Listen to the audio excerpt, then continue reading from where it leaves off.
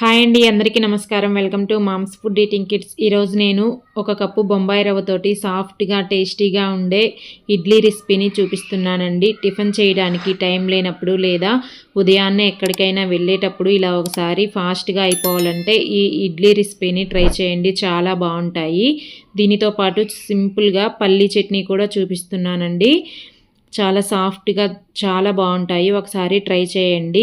ఈ ఇడ్లీ కోసం ఇలాగా ఒక కడాయిని తీసుకొని 1 టేబుల్ స్పూన్ నెయ్యి వేసుకోండి. ఈ నెయ్యి కొంచెం వేడయ్యాక ఒక 1/2 టీ స్పూన్ జీలకర్ర, ఒక 1/2 టీ స్పూన్ ఆవాలు వేసుకొని ఈ జీలకర్ర ఆవాలు కొంచెం చిటపటమనే వరకు వేయించుకోండి. జీలకర్ర ఆవాలు ఇలా వేగిపోయిన తర్వాత దీనిలోకి 1 టేబుల్ స్పూన్ సన్నగా కట్ చేసి పెట్టుకున్న జీడిపప్పు ముక్కలు వేసుకోండి. జీడిపప్పు మీ దగ్గర ఉంటే వేసుకోండి, లేకపోతే స్కిప్ చేసేయండి. ఇప్పుడు ఈ పప్పుని మంచి రంగు వచ్చే వరకు ఫ్రై చేసుకోండి. జీడిపప్పు ఇలా వేగిపోయిన తర్వాత కొంచెం ఇంగువ, అలాగే సన్నగా కట్ చేసి పెట్టుకున్న 1 టీ స్పూన్ అల్లం ముక్కలు, సన్నగా కట్ చేసి పెట్టుకున్న 1 టీ స్పూన్ పచ్చిమిరపకాయ ముక్కలు వేసుకొని ఈ రెండింటిని 1 నిమిషం పాటు ఈ నెయ్యిలో ఫ్రై చేసుకోండి, మంచి ఫ్లేవర్ వస్తుంది. ఇప్పుడు ఇలా వేగిపోయిన తర్వాత కొంచెం పిల్లలకి కొంచెం కలర్ఫుల్గా కనపడడానికి ఇక్కడ నేను 1/4 టీ స్పూన్ పసుపు వేసుకుంటున్నానండి. ఇది మీకు వద్దు అనుకుంటే ఇది తీసేయొచ్చు. ఈ పసుపును కూడా 1 నిమిషం ఇలా ఫ్రై అయిన తర్వాత ఒక 2 టేబుల్ స్పూన్ల క్యారెట్ని ఇలా సన్నగా కట్ చేసుకున్నాను నేను. మీకు ఇలా వద్దు అనుకుంటే తురిమిన క్యారెట్ అయినా వేసుకోవచ్చండి. ఇలా వేసుకున్న తర్వాత ఈ క్యారెట్ని కూడా దీంట్లో బాగా కలిసిపోయేటట్టు కలుపుకొని ఒక 2 నిమిషాలు ఫ్రై చేయండి. క్యారెట్ అనేది ఇలా కొంచెం ఫ్రై అయిన తర్వాత దీనిలోకి ఇప్పుడు ఈ కప్పుతోటి 1.5 కప్పు ఉప్మా రవ్వ వేసుకుంటున్నానండి. బొంబాయి రవ్వ అని కూడా అంటారు దీన్ని. మీ ఇంట్లో ఉండే ఏ గిన్నెతోటైనా కొలత పెట్టుకోండి, సరిపోతుంది. ఇప్పుడు ఇదంతా ఒకసారి బాగా కలిసిపోయేటట్టు కలుపుకోండి. ఇలా అంతా కలుపుకున్న తర్వాత దీనిలోకి కొంచెం సన్నగా కట్ చేసి పెట్టుకున్న కొత్తిమీర కూడా వేసుకొని మళ్ళీ ఒకసారి కలిసిపోయేటట్టు అంతా కలుపుకొని మంటని సిమ్లో పెట్టేసి మధ్య మధ్యలో కలుపుకుంటూ ఒక 4-5 నిమిషాల పాటు ఈ రవ్వని వేయించుకోండి. రవ్వ అనేది అప్పుడు పొడి పొడిగా వచ్చేస్తుంది. ఇలా 4-5 నిమిషాలకి రవ్వ బాగా వేగిపోయి పొడి పొడిగా ఉంటుందండి. మీకు టైం లేకపోతే ఒకవేళ ఇలాగా ఈ ప్రాసెస్ అంతా నైట్ చేసుకుని పూర్తిగా చల్లారిపోయిన తర్వాత ఒక బాక్స్లో వేసి ఉదయాన్నే ఇడ్లీలాగా వేసుకోవచ్చు. టైం ఉంటే ఇలా చేసుకోండి, సరిపోతుంది. ఇప్పుడు స్టవ్ ఆపేసి ఈ రవ్వని పూర్తిగా చల్లారనివ్వండి. రవ్వ అనేది పూర్తిగా చల్లారిపోయిన తర్వాత ఇలా ఉంటుందండి, పొడి పొడిగా అయిపోయి బాగా. ఇప్పుడు దీనిలోకి 1.5 కప్పు కొంచెం మీడియంగా పులిసిన పెరుగుని వేసుకోవాలి. మరీ కమ్మటి పెరుగు అలాగే బాగా పులిసిపోయిన పెరుగు వాడొద్దు. ఇలా కొంచెం మధ్యస్థంగా ఉండేదైతే ఇడ్లీకి బాగుంటుంది. ఇప్పుడు ఈ పెరుగులో ఈ రవ్వంతా ఒకసారి బాగా కలిసిపోయేటట్టు కలుపుకోండి. ఇలా అంతా కలుపుకున్న తర్వాత ఇక్కడ చూపిస్తున్నట్టుగా కొంచెం మెదిపినట్టు కలుపుకోండి. పెరుగు అనేది రవ్వలో గడ్డలేమీ లేకుండా బాగా కలిసిపోతుంది. ఇలా అంతా కలుపుకున్న తర్వాత దీనిలోకి ఇప్పుడు ఒక 1/2 కప్పు నీళ్ళని వేసుకోండి. ఒక 1/2 కప్పు నీళ్ళని వేసుకొని ఈ నీళ్ళు కూడా ఈ రవ్వలో బాగా కలిసిపోయేటట్టు కలుపుకోండి.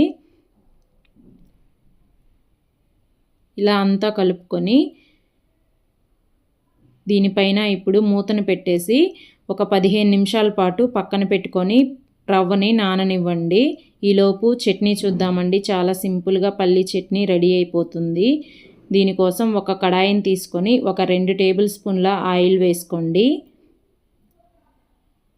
ఆయిల్ ఇలా కొంచెం వేడయ్యాక దీనిలోకి ఒక 1/2 గ్లాసు వేరుశనగ పప్పు వేసుకోండి.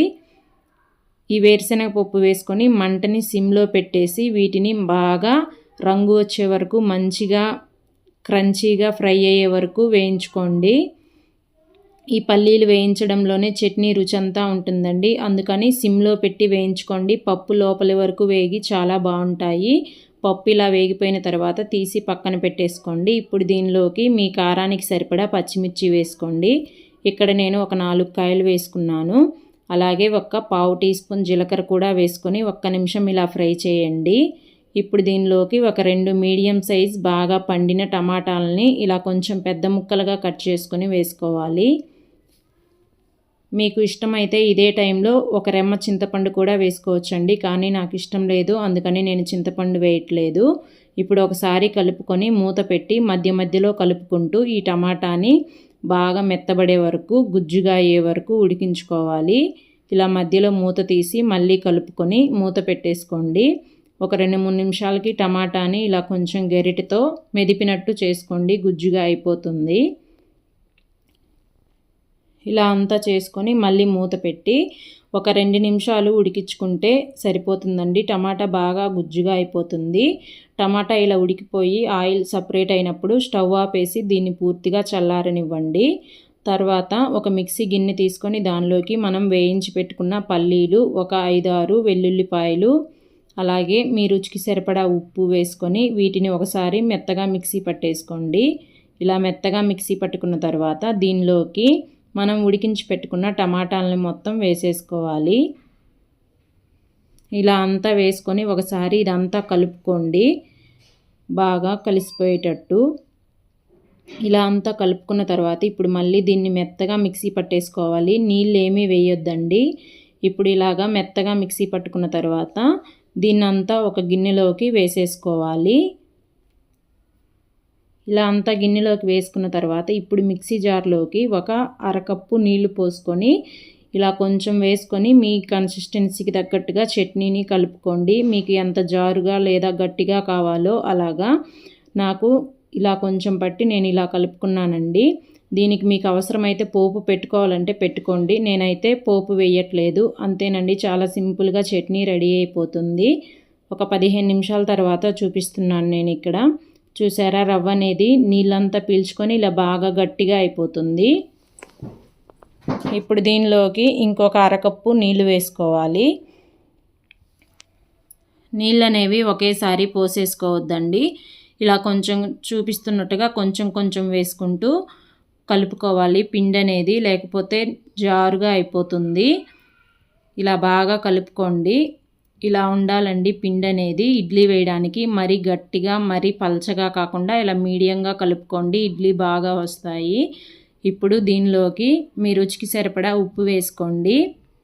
అలాగే ఒక్క పావు టీ స్పూన్ వంట సోడా వేసుకుంటున్నానండి. మీకు ఇడ్లీ బాగా ఇంకా సాఫ్ట్గా గుల్లగుల్లగా రావాలంటే అర టీ స్పూను, 1 టీ స్పూన్ దాకా వేసుకోవచ్చు.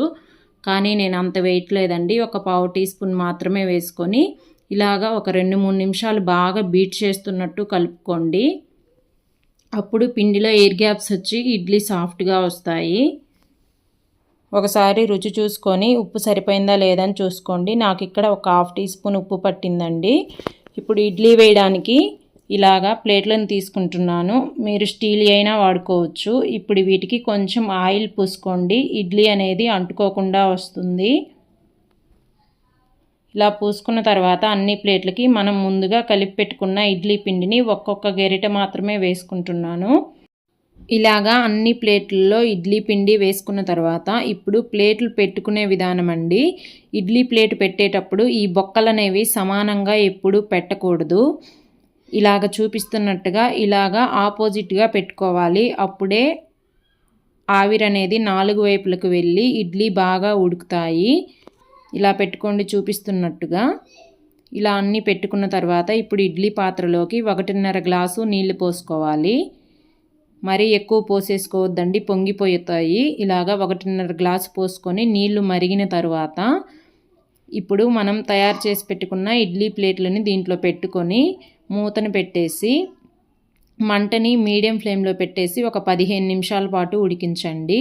ఇక్కడ నేను 15 నిమిషాల తర్వాత చూపిస్తున్నానండి. ఇలా మూత ఓపెన్ చేసి చేతితోటి ఒకసారి ఇలా అన్నీ టచ్ చేయండి. మనకి చేతికి ఏమీ అంటుకోకుండా వస్తే ఇడ్లీ అనేది పర్ఫెక్ట్గా ఉడికినట్టు. ఒకవేళ మీకు అలా రాకపోతే ఇంకా 2-3 నిమిషాలు ఉడికించుకోండి. ఇప్పుడు ఎమ్మటే తీసేయకుండా మళ్ళీ మూతను పెట్టేసి ఒక 5 నిమిషాలు వదిలేయండి. ఒక 5 నిమిషాల తర్వాత ఇలా సర్వ్ చేసుకోండి. చాలా సింపుల్ అండ్ టేస్టీగా సాఫ్ట్గా ఉండే రవ్వ ఇడ్లీ రెడీ అయిపోతాయండి.